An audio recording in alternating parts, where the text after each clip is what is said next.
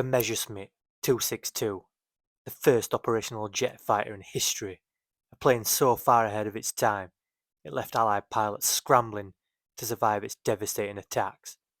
But why did the most advanced aircraft of World War II arrive too late to turn the tide? What was that? What the hell was that? The Me 262 wasn't just a machine, it was a gamble, a last-ditch attempt to change the course of the war. Built under immense pressure, sabotaged by politics, and plagued with problems, this jet fighter tells a story of ambition, innovation, and chaos.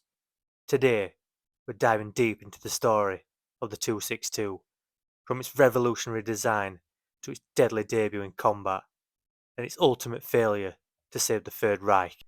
Welcome back to the war.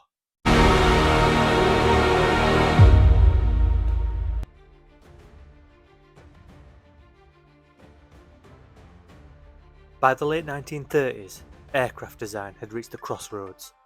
Propeller-driven fighters like the Spitfire, P-51 Mustang, and the Bf-109 were pushing the limits of what piston engines could achieve. Speed, altitude, and range improvements were plateauing. Then, German engineers asked a daring question. What if planes didn't need propellers at all?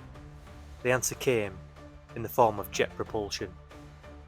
By using rapidly expanding gases from burning fuel to produce thrust, jet engines could eliminate the mechanical limitations of propellers. Engineers like Hans von Oppan and his team at Heinkel, along with Helmut Schnepp at the Reich Air Ministry, pioneered the technology. The 262 project began in 1938 under the codename Project 1065.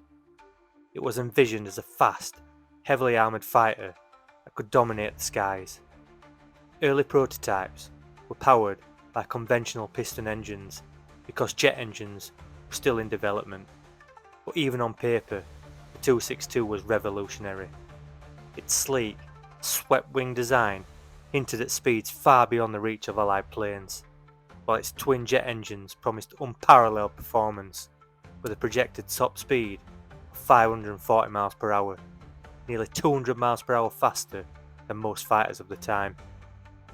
However, revolutionary ideas come with revolutionary challenges. Jet engines were notoriously difficult to build.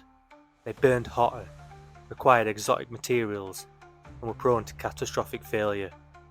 The engineers had to invent solutions from scratch, and just as they began to make progress, a far greater challenge emerged. Not technical, but political.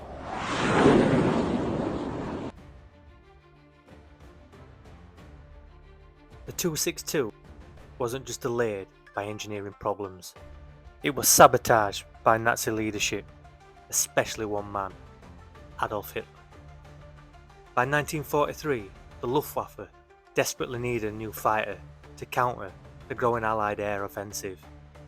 Germany's cities were being reduced to rubble by fleets of Allied bombers. The 262 was the perfect answer, fast enough to intercept bombers and armed heavily enough to destroy them. But Hitler had other ideas.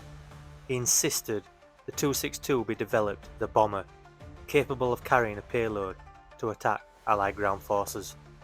This decision forced a redesign of the plane, delaying its development by crucial months. Meanwhile, Allied bombing raids targeted German factories, further slowing jet engine production. Even without Hitler's interference, Germany's war machine was stretched thin. Resources were diverted to other projects, from the infamous V-2 rocket to the colossal Tiger tanks. The 262 was just another competing priority. By the time the first operational 262 were delivered in mid-1944, the Allies were already storming the beaches of Normandy, and the Luftwaffe was on the brink of collapse.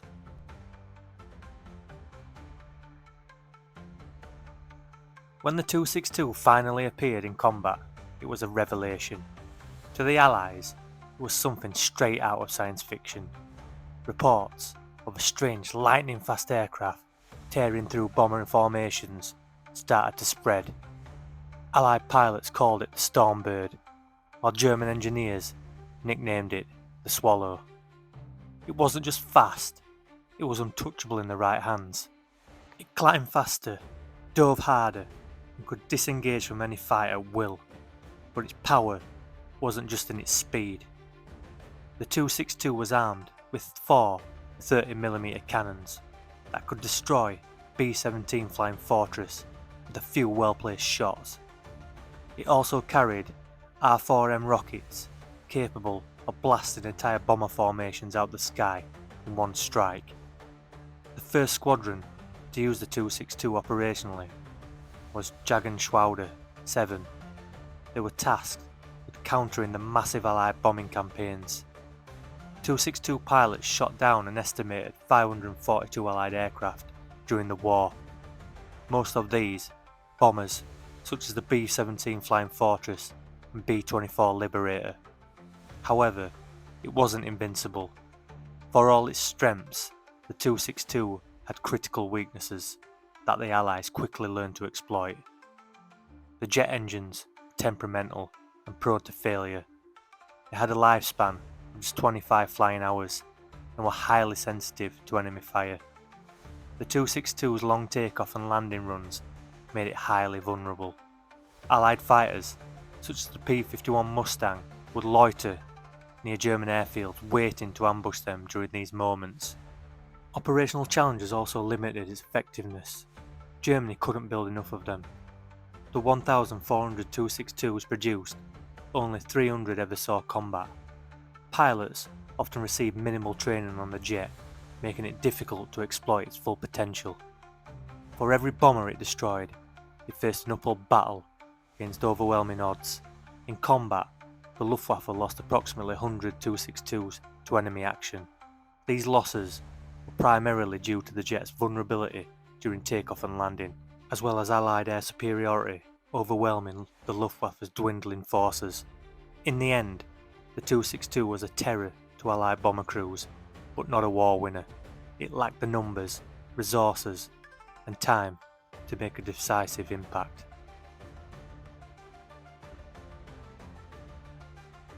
The 262 was a glimpse into the future of air combat, but its impact on the war was limited by its late arrival.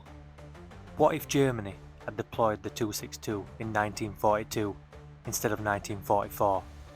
Many historians believe the 262 could have disrupted the Allied bombing campaign and prolonged the war, though it's unlikely it would have changed the final outcome.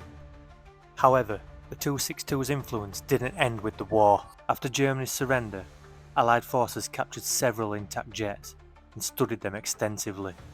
The United States and the Soviet Union both reverse-engineered 262 designs to jumpstart their own jet programs. Aircraft like the F-86 Sabre and MiG-15 were directly inspired by the 262's swept-wing design and performance characteristics. The 262 had proven that the age of jet fighter had arrived. It was no longer a question of if jet engines would dominate aviation, but when.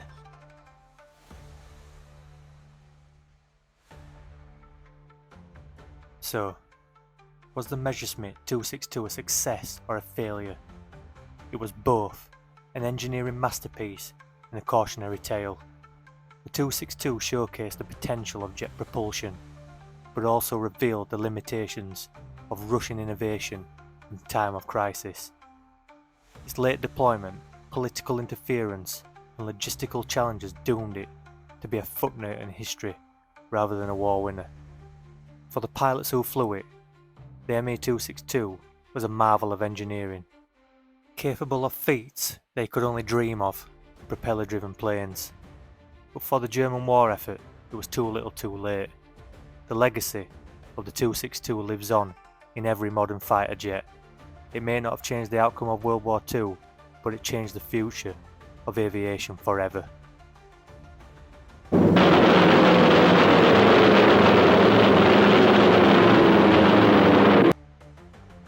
I'd like to give a special shout out to Mr. Moonlighter and his son Chase.